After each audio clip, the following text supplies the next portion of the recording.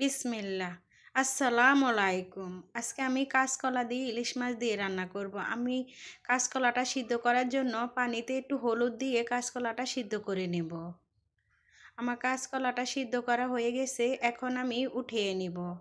আমি আবারও চুলাতে কড়াই বসিয়ে দিয়ে 3 টেবিল চামচ তেল দিয়ে দিলাম। 2টা পেঁয়াজ, 4-5টা কাঁচামরিচ ভেজে নেব।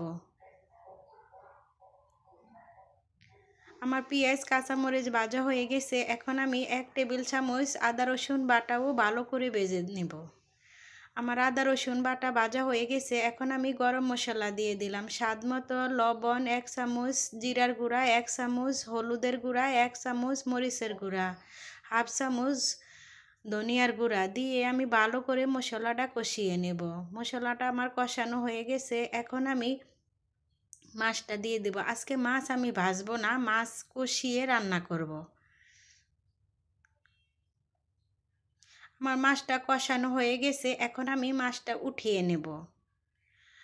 ইলিশ মাছ তো খুব নরম, আলতো হাতে উঠাইতে হয়।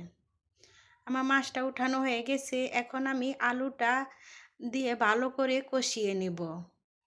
আলুটা আগে দেওয়ার কারণ হয়েছে একসাথে কলার সাথে দিলে কলাটা বেশি হয়ে যাবে, নরম হয়ে যাবে, গলা গলা হয়ে যাবে।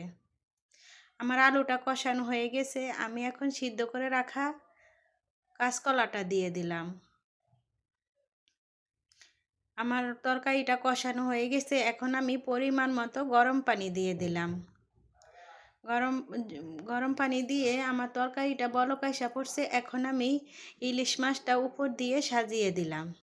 ভিডিওটা যদি ভালো লাগে একটা লাইক করবেন। আসসালামু আলাইকুম।